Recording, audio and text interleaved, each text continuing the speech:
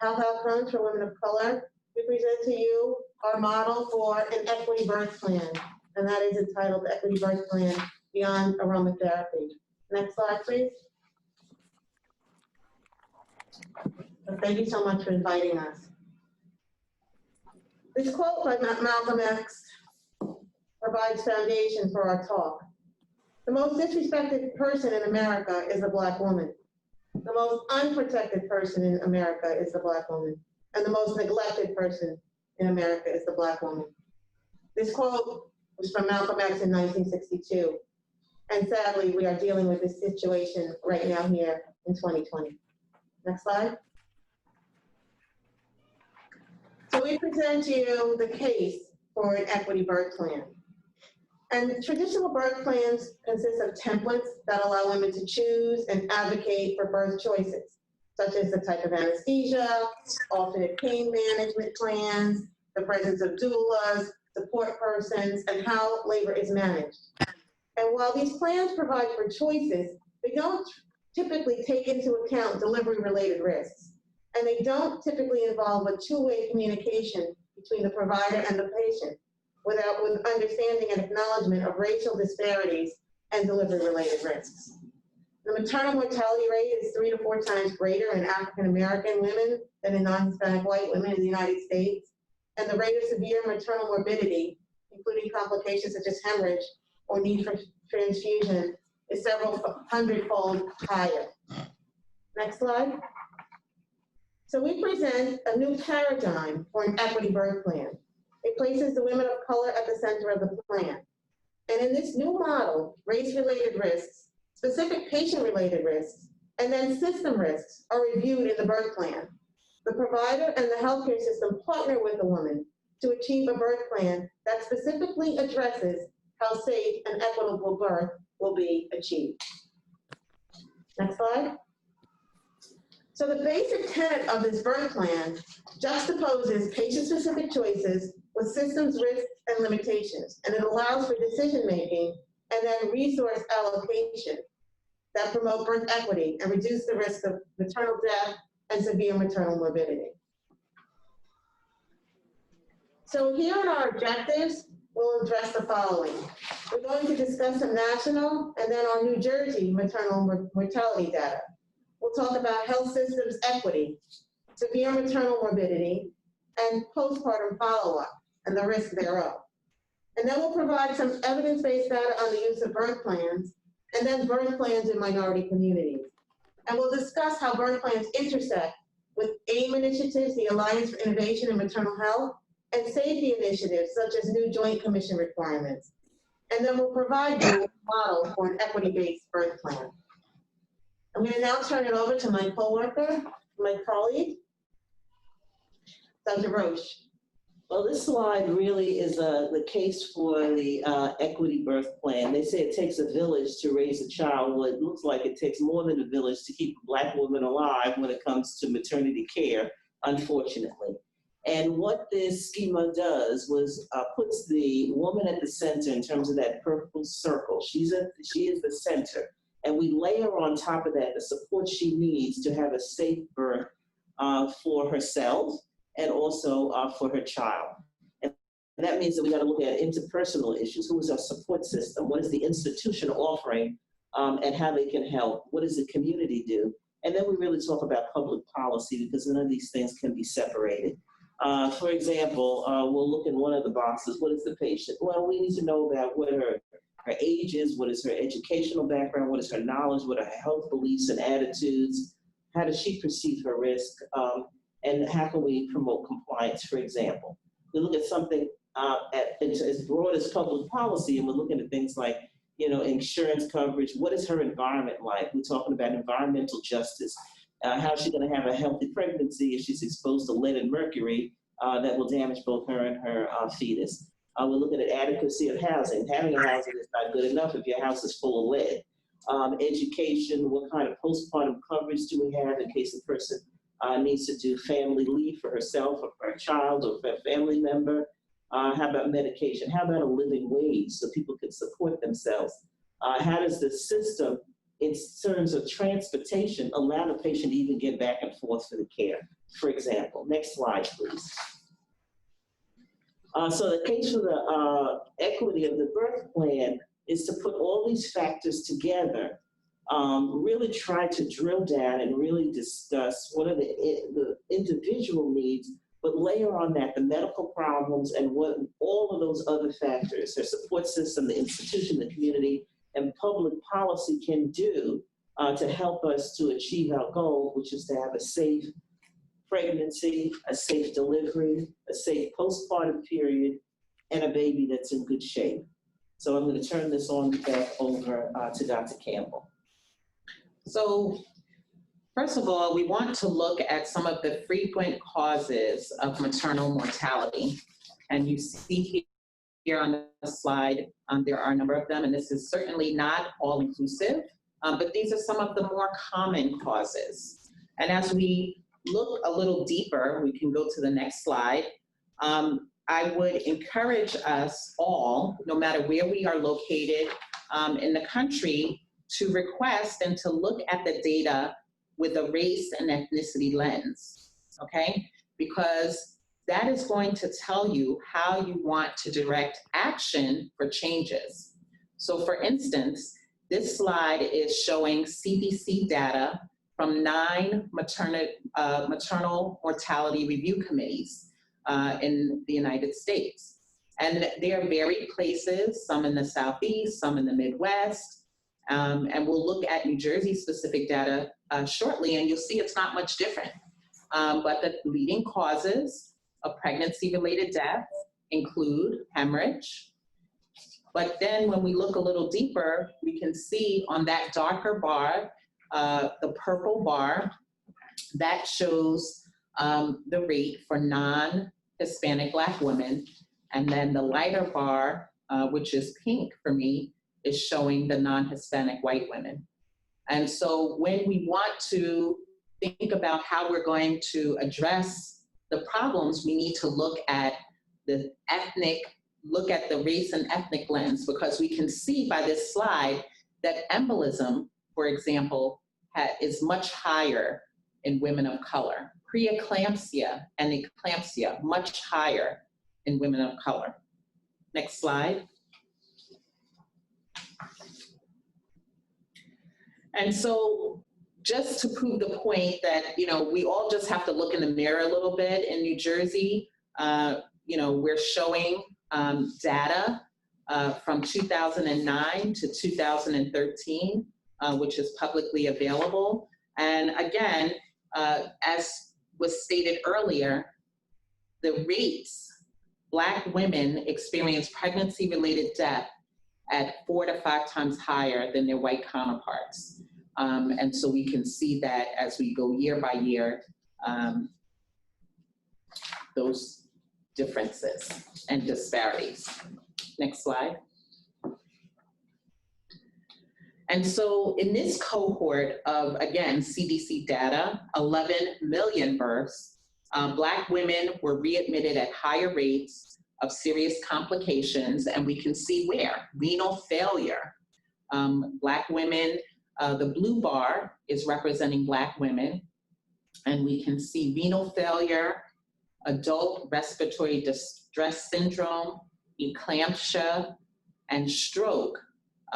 Black women far and away have much higher rates of readmission, and that's severe maternal morbidity. And of course, the death of any woman is a tragedy, but we also need to pay attention to severe maternal morbidity, because that occurs more frequently than mortality. And it creates a trauma for women who experience that severe maternal morbidity. Next slide. So what doesn't the data address? We talk a lot about access, and insurance does not equal access. We have a lot of places in the country that have maternity care deserts.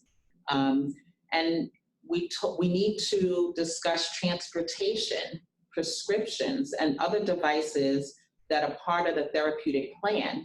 I can make a diagnosis, but if my patient can't get a blood pressure cuff, if she can't, doesn't have access to good nutrition and nutrition that will, of lower salt diets and less processed foods, does she really have access? The ability to take off days from work and childcare constraints.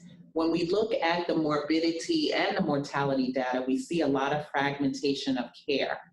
And when women have concerns, and when Black women have concerns, how are these concerns and complaints discovered, and how are they addressed? We know that systemic racism is part of the problem, and there's a differential treatment for women of color, as noted by the fact that even women who attain a higher education, even women who have a higher educational level, still experience rates of maternal morbidity and mortality higher than their white counterparts. So Dr. Gittens will go more into the next slides. Yeah, so to follow up on that, the medical community uses the randomized clinical trial as the gold standard for accepting the truth of data. But we know that there's no randomized clinical trial that's going to tell you, the benefit of wearing a parachute when you jump out the plane, because you're not going to do that study. And I think that the George Floyd experience with all of America looking at the foot on the neck stands to bear witness to the fact that because you can't measure it and it hasn't been measured and it hasn't been studied in the way that the scientists want it to be studied, doesn't mean it's not true. So we heard earlier from one of the presenters about the experience of women in the healthcare system, and that was a really great talk. I present to you here the California Listening to Mothers study from 2017. And they asked whether or not you experience harsh, rude, or threatening language. And you can see from the upper dark blue bar and then the underlying green bar that Black women and Asian Pacific Islanders had significantly greater experience of rude and harsh language compared to white women.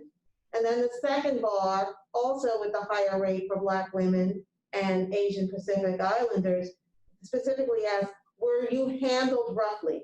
This is a cohort of over 2,000 women were asked this question. And so these disparities are pretty evident that experience of women is real, although it hasn't been well measured. It doesn't mean it's not true. Next slide. And then here, in the California Listening to Mothers study, they asked about unfair treatment. Did you feel that you were unfairly treated by your race or ethnicity? And you can see from, again, the top bar, Black women more often had that experience. And they more often said sometimes or usually and always than the other races. So that brings us to, next slide, to really talk about birth plans. So birth plans, historically, birth plans were developed around in the 80s, and they addressed the loss of agency that women had over their own bodies and their own births. And this is at a time when obstetrical providers, not necessarily midwives, but certainly doctors, were predominantly male. There were fewer women in medicine in general, and certainly fewer women practicing obstetrics.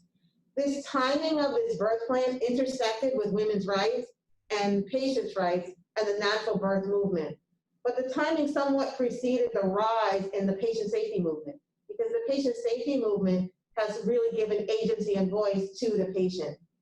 And in the medical community has seen birth plans as somewhat antagonistic to medical intervention, and there's actually data on that. If you Google search right now, birth plan templates, there's over 100,000 results on how to create a birth plan. And birth plan templates are really widely encouraged by popular books and popular media. But what's lacking is, next slide, they typically contain templates with lists and checklists of interventions and choice, but there's not much to guide a woman about why she would select one intervention over the other. And often the templates include preferences such as music or lighting, interventions for pain management, for which there is evidence. But in a movement to focus on the birth experience, these preference options are more marketed to women. And multiple studies support that there is provider and staff dissatisfaction with birth plans. Again, that conflicts with patient autonomy and in fact their right to informed consent. So we're going to bring forth now our new model of a birth plan, and I'm going to let Dr. Roche talk about that. Well, we talked about the traditional plans in the pregnancy literature and healthcare advertising, and they really focus on the positive aspects of childbearing, the joy, the wonder, the bonding with the baby. Maternal and family focus on the newness, the excitement, and the quality of their emotional experience around the event of childbirth. You know, we use, for example, the child, the sex reveal parties and all that stuff. It starts during pregnancy. But maternal mortality data has created a changing landscape for our concerns about pregnant women and delivery. And women of color have traditionally just not been included at all in any of the study of traditional birth plans. They have not really been utilized. Most of the studies that you see are from European countries. And the agency part, the power to make a decision for you about your birth experience has excluded consistently Black women. Next slide, please. Now, the commonly marketed maternity unit features that when people are trying to get their patients to come in are the wonderful things about a bed for your partner to stay with you at night, and room service. You can order anything off the menu, flat screen TVs, birthing, aromatherapy, birthing bowls, whirlpool baths, wireless fetal monitoring, using the glider, using squat bars, all of these things, and saying that doulas are welcome. The issue about birth equity, which will go on to the next slide, is that we're interested in saving lives. We want to have a great quality experience, but because of what we see in the literature, we have to go back to the basic thing. I remember my mother said that when she went to give birth to me 64 odd years ago, she prayed to God that she would live. We have coming back to that now with this rising maternal mortality, and we want to redo the equity birth plan to focus on these basic truths. We need health. We want a great experience, but we need health primarily. So the birth plan talks about, does your provider know anything about you? Do they know your history and your background? Does your provider know anything about the current medical evidence, particularly evidence-based medicine for minority women?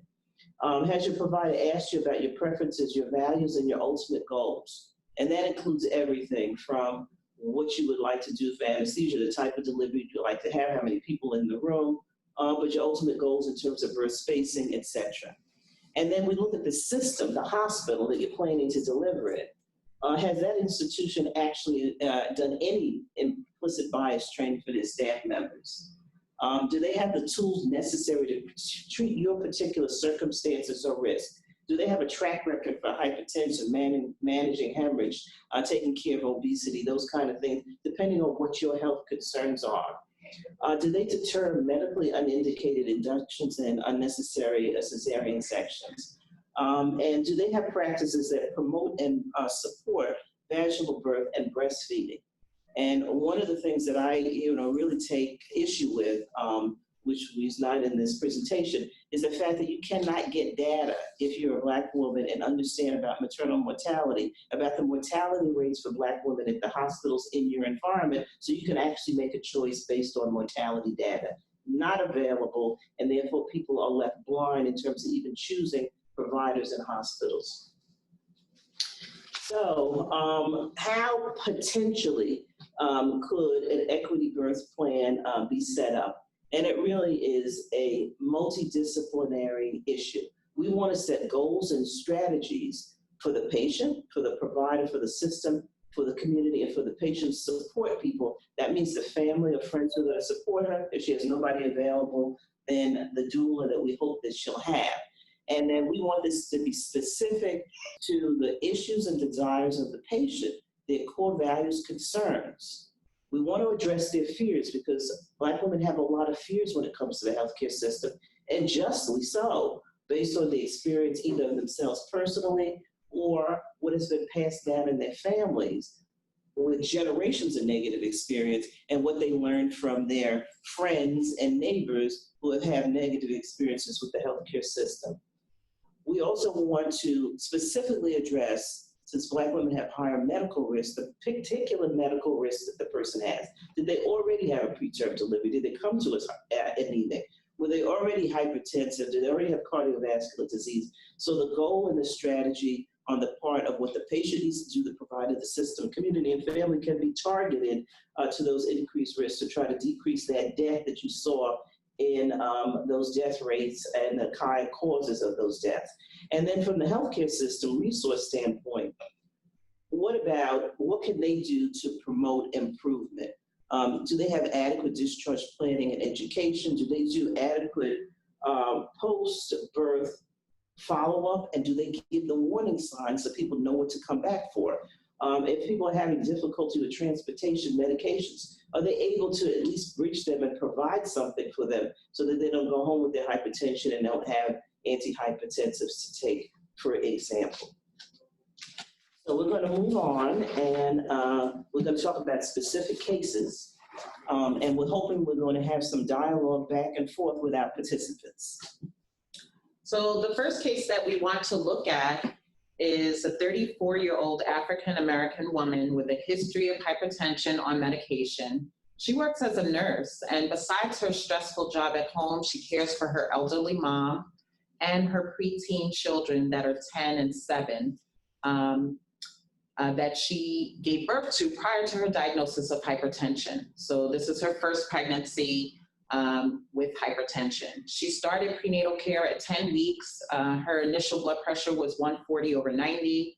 She apologizes for being late to her appointment, but she was rushed from her job where she does 12-hour shifts, 3 to 4 days per week.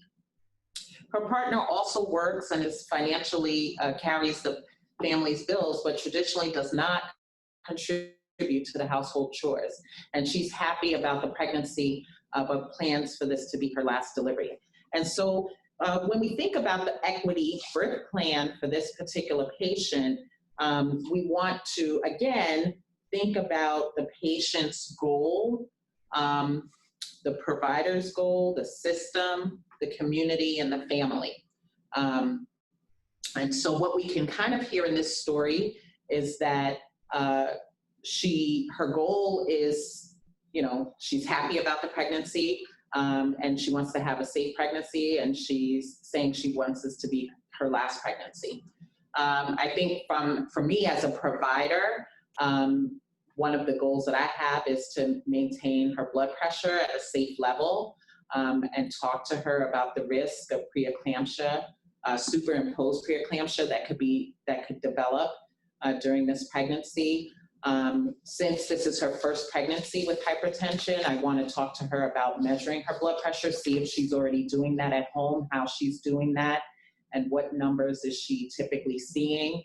Evaluate if she's on medication and if that medication is safe for her in pregnancy. Again, when we talk about the system and what the system can do, thinking about, again, durable medical equipment, does she have access to that easily? And then community and family, I'm detecting based on this scenario, she has a stressful job. And then at home, she has a lot of responsibilities. We talk about the sandwich generation. So she's in the middle. She has an elderly mother, but she also has children that she's caring for. And so how can I assist this woman in making some recommendations on how maybe she can alleviate some of these household chores and responsibilities with other family members and maybe involve the community, but also her family, and what that's going to look like when it comes time for her delivery. When is she going to take off from work? And when she comes home from having given birth, how is she going to manage all these responsibilities? Are there other family members who can help care for her mom? Are there other family members that she can, align with and get to do some help with the children? The children are 10 and 7, and there's probably some things they can learn to do for themselves. So often as women, as was said in the wellness presentation, we give everything to everybody else, and then we give ourselves last. And we have to change that. And as providers, as a provider, I talk to women a lot about changing that, because we can't take care of everybody else if our cup is not full. So this is a woman that I would even like to talk about that meditation, that mindfulness, to reduce stress that she has, you know, at least she's talking about that she has at her job, and possibly even at home, because she has a lot of responsibilities. If we have any questions, if we have any questions in the chat, I'd be happy to, you know, to hear them and talk, or we can go on to the next case study and go to questions later. I do have a comment on that. I can see that. But I do have also a comment on that. Like, I think that when we talk about the system, what we learned in the pandemic here in New Jersey is because we had a community partner, we were able to give most of our patients blood pressure machines, actually, and thermometers to go home with. And that's tremendously impacted our ability to see patients and provide care as we converted to telehealth. So something as simple as that, if you understand at the beginning whether or not the patient even can get the blood pressure machine, or you give it to her, it helps us tremendously when patients have hypertension that's diagnosed in the hospital. A woman comes in, her pregnancy is perfectly normal, but at the end of the pregnancy, she becomes preeclamptic. Now she has a newborn, she's preeclamptic, she's having a prolonged hospital stay because she requires medication to treat her preeclampsia. Now she has to go home with this newborn baby, and she doesn't have really time to get to the store or wherever one needs to go in a pandemic to get a blood pressure machine. So something as simple as that, a simple intervention, can allow the patient to monitor her blood pressure at home, which can save her life, as opposed to sending her home with a prescription. So I think that, you know, that's a really good example of how the system and recognizing what the patient's needs are can really come into play. We can do the next case. There's no questions about that? There was one question earlier. So Deborah Robbins wanted to know who's involved in sort of writing the equity birth plan. Is it an actual written document, sort of like the birth plan templates, you know, that I certainly filled out when I was, you know, getting ready to have my son? Or is it something, you know, just, is it not sort of a physical document, but more just like an idea? No, it is a physical document, and it's a living document because it can certainly change. And then, as you will see in some of the next cases, you will see how, you know, it can be assessed in the early pregnancy, it can be assessed in the mid-pregnancy, and it can be assessed close to delivery, to see how these varying factors, the patient, the provider, the system, and the community, can come into play to meet the patient's need. So again, in the case of the hypertension, we would talk to the patient at the beginning of the pregnancy about the importance of hypertension. Just yesterday, I had a patient that had been given aspirin for preeclampsia, the risk of preeclampsia reduction. And when she came to the clinic yesterday, she said, I'm not taking that aspirin because I don't have preeclampsia. So clearly she didn't really understand the importance of taking the aspirin, that she doesn't have preeclampsia, but it will reduce the risk. So it's that education and checking in to make sure that the patient is committed to a good outcome and understands her responsibility. And then the provider, that we are counseling her and educating her. And then the system, we give her the blood pressure machine. The community comes into play in that there may be need to assess community resources, whether they're transportation or outreach workers or partnering with community organizations. Often the interaction between the healthcare system, and there's lots of not-for-profit organizations out there, they're all trying to help, but they don't necessarily intersect directly with the patient need. They don't intersect at that individual level. So the purpose of this birth plan would allow that to intersect at the direct level. And to Dr. Campbell's point, even with the family, you know, the patient may have difficulty asking her partner to, you know, help do the chores or help. She may get pushback, as many women do, and she may not have enough agency to ask for that. But when presented with the option of death, the partner may acquiesce. So that is where we pull them in this model. But thank you for that question. can go to the Looks next like slide. we have five minutes left, so, Okay. yeah. Well, I would, yeah. I'm going to make this very quick. This is on anemia. I just want to make one point with this. A 29-year-old, she's a fifth pregnancy, 2 kids. She has chronic anemia, which has been present since she had her first pregnancy. She comes to clinic at 16 weeks, and she's anemic at 8.2. She's missed several visits, and she shows up at 28 weeks, and her hemoglobin is repeated is 7.4. She says she can't take the oral iron that she's given, all right? And the rest of the story is that she was offered IV iron and she declined to take it because they told her about a clotting risk is a rare side effect. So she comes back at 38 weeks, her hemoglobin is 6. She does 7, and then she does, of course, the last person you want to have a postpartum hemorrhage, which doesn't have to be managed surgically, but she goes home with a hemoglobin of 6. So this patient goes home on day 2, and has a late postpartum hemorrhage on day 4 and dies. Comes into the ambulance, brings her to some non-maternity hospital. By the time they figure out what's going on, she's in irreversible shock and dies. Now, what the equity birth plan will do is to help the provider drill down. I don't want a blood transfusion. What does that mean, all right? So I see this in my practice. The resident will say she doesn't want blood transfusion, not documents that. So that means when you come in unconscious, you get no blood, by the way. They don't ask you again, you document it, you don't want it. No transfusion doesn't mean that I don't want blood. It means I don't want blood to be given to get my hemoglobin from 8 to 10, all right? So when you drill down with what are your goals, what are your fears, then you can get down to the nitty gritty. It's not a religious issue. It's an issue that I heard from my grandmother that you get dirty blood if you take blood from the whole HIV epidemic. You can clean that up. And when it comes down to the question, would you rather bleed to death or have the blood? Then this patient would tell you, yes, I'll take the blood in those circumstances. And this is somebody without that all over her chart might have been able to actually be saved. We can go on to the next case. So the next case is a patient who had a C-section and she's morbidly obese. She gained 40 pounds in her last pregnancy and didn't drop her weight postpartum. She's still got diabetes in her pregnancy.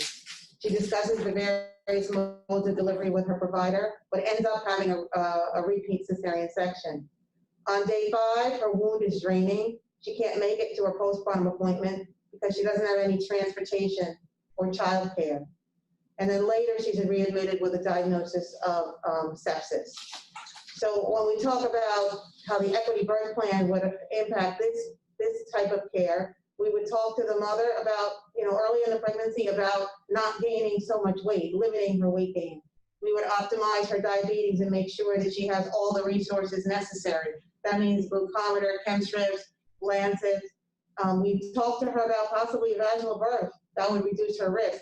Is she in a locale where she can have a VBAC or a vaginal birth after cesarean section?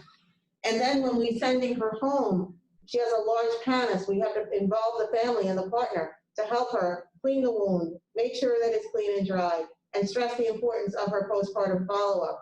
And then it's very clear that her partner's going to work and she doesn't have childcare at home, we already know she's not making her postpartum visit.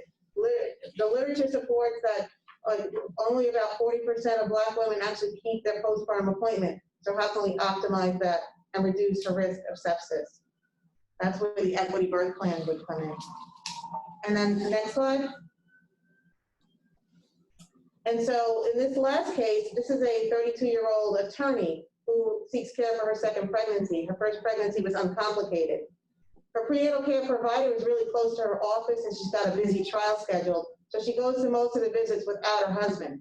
He's an executive and he travels for work. Her mother lives out of state but plans to stay with her after the birth.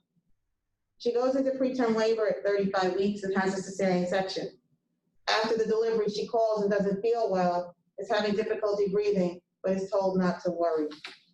She collapses at home and dies of a pulmonary embolism. Next slide. So, that case, in terms of the equity birth plan here, and this is really one of some of the common scenarios that we see in the news. We see women not only women of low socioeconomic status and of low educational status, we see women of high socioeconomic status and educational status dying in pregnancy and in the postpartum period. And that's where we start talking about how the system, how the equity birth plan can address racism. And the first is for the patient to fully understand that she is going to be facing racism when she hits the healthcare system. And it also talks about empowering her family and her support system to recognize that as well. In this equity birth plan, we would encourage this partner to attend her visits. We would talk to her about why, yes, it's convenient, yes, she knows everything, yes, she wants a good outcome, her values are, she's looking forward to her baby and creating a nursery, but we talk to her about her real risks so that she's not attending these visits alone. We talk to her partner so he is somewhat empowered to speak in her behalf, for example, at the time when she doesn't feel well and is told not to worry. He's present and hearing the risks that are going on. So that equity birth plan provides her with the platform and the foundation to really fully understand her risks, even if her needs are not economic, because her needs are now more social and helping her to empower herself.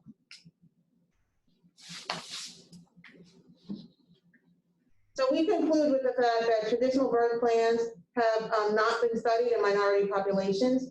They address agency and choice, but both agency and choice have been historically denied to women of color. And so the equity birth plan doesn't replace traditional birth plans regarding choices, but they provide agency, voice, and opportunities for risk reduction. And having a system approach to racial disparities is really important. It's important to have enhanced Medicaid coverage. It's important to have public policy that addresses housing and that addresses medications and the ability to get durable goods. But they have to be implemented at the individual patient level. And the system approach fails to integrate the lived experience of Black women and the intersectionality of how they are seen by the healthcare system.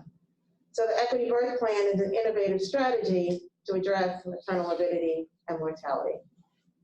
And next slide. And so we just want to leave you with this.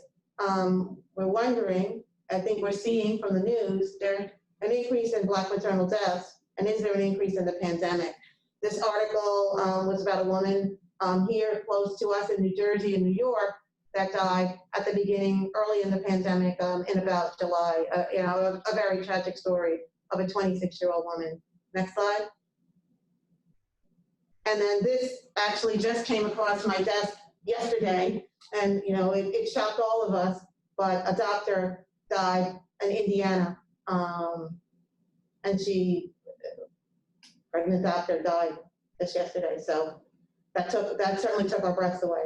So again, the reality is clear that having this equity birth plan, explaining to women and helping them understand and navigate and bringing down to the individual level the varying layers and opportunities is an opportunity to affect change.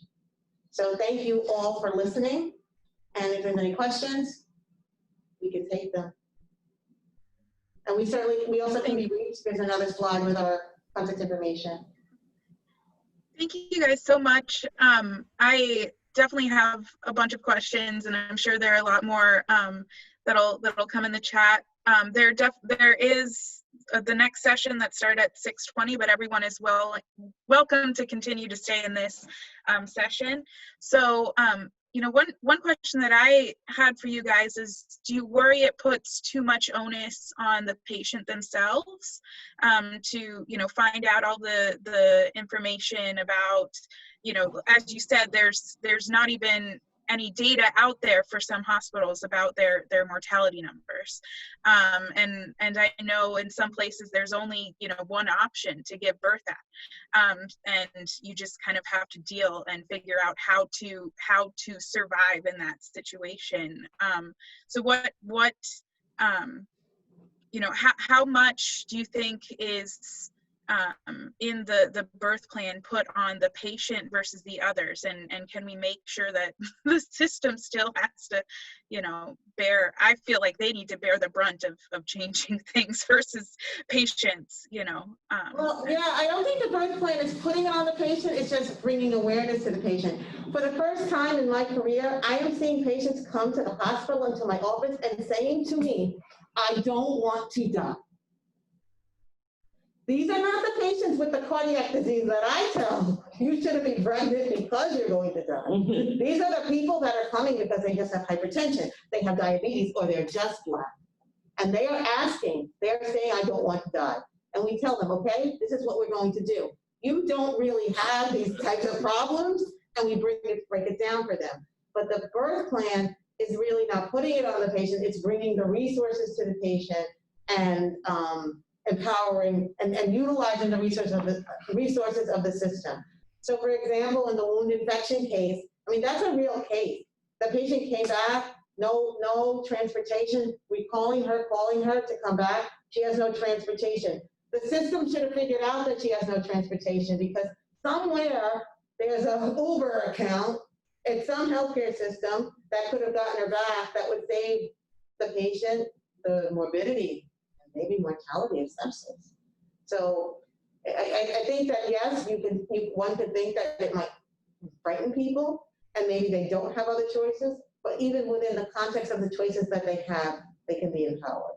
And I think that's an important point. A lot of times we don't want to put that burden on the patient of thinking about something negative, right? Because we like to think about the happy parts and what's the baby going to be and who's the baby going to look like. But for some women, we do need to plan ahead. And again, so it's all based on risk. So if they don't have hypertension or they don't have anemia or they don't have any medical problems, then it's much more of a preventive conversation. But for those women that have a problem, the onus is actually on the provider and on the system to bring awareness and to help them identify those resources. But the reality is that we're Black women around the table and we've been patients and we've given birth, all right? So we understand one truth. We're the doctor. And there are times where we access the healthcare system and we cannot get adequate care either. And what we do is we figure out how to work around that, all right? We recently had somebody in the hospital and, another physician came and stayed with her, all right? Husband wasn't available. And this is the workaround that you do. We put the healthcare system on notice. We're watching you and you better give her that quality of care. So what happens is this is a partnership between the patient, but it's also, and let me tell you, the physicians are not in the hospitals when we introduce this, are not going to be any more receptive to this than they were to the birth plans of the past. But even with that lack of receptivity, the patients actually got some of the things that they wanted. So it puts them on notice. Yes, I'm aware that as a Black woman, I have a 5 times higher maternal mortality rate. I know it, and I'm asking you to recognize that, provider. All right, and now let's talk about what we can do to decrease my risk. And it pulls the family members in because they don't always know what to do. But if they come and they understand that we have an ultimate goal, if they are more participatory in the care, we give them, for example, the postpartum list of warning signs. When the patient who gets sick and can't make decisions for themselves, if the family is educated and empowered, then they know, oh, they gave me this list. It's my responsibility now to get her back to that emergency room. And when they say, oh, there's not a problem, to advocate with a part of the birth plan is to teach them how to ask for the patient advocate. Many patients don't know anything about that, and let them know how they have to work their way through that system, all right? So the bottom line is that we can't re-teach all of these people in the system. These microaggressions and this overt and covert racism, we can't remake the people, but we can take the people who are the brunt of that and empower them to put the system on notice and to teach them the ways to work within the system so that they can save each other. For example, that woman who died out in California, and the husband was watching, the blood come out into the Foley catheter, she was bleeding to death. If they had had an equity birth plan, he might have been empowered to do what he could have done before he came to that hospital, which is to Google his frat brothers or whoever he knew and find somebody who worked in that hospital. So in case there was a problem, he could get them on the phone and bring them to that bedside and so that he could intervene. Because do the doctors always want to listen to the family members pulling their coattails? No.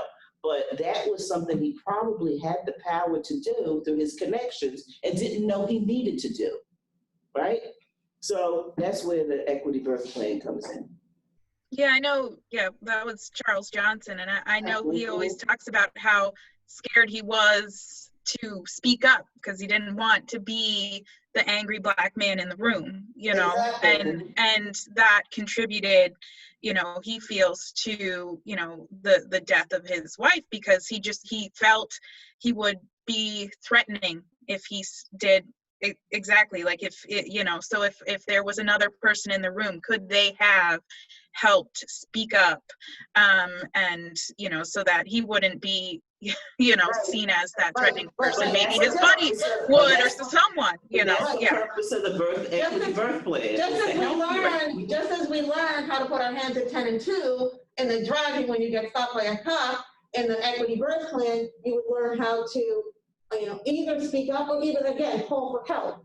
To Dr. Roche's point, you know, that Charles Johnson probably in his social circle probably knew somebody who worked at that hospital who could have intervened. So we think about those types of interventions. Who do you know? Who can you call? Who can stay by her bedside? Who can be watchful? Watching for dismissal. Someone tells you something's okay, maybe it's not okay. How do you escalate? So that's what. Yeah, and I wonder, you know, the role of the doula in that as well, because if you don't have someone, you know, if you don't have someone working in the healthcare system or something, you know, typically a doula does. Absolutely, absolutely. Right. So the doula can be very powerful, but the doula also has to have agency. Yeah. And so many women of color want to have the doula of color or the doula of their similar culture, but they also have to have agency and they will get the same treatment because the treatment is within the system. So they all have to have that agency. No, I agree.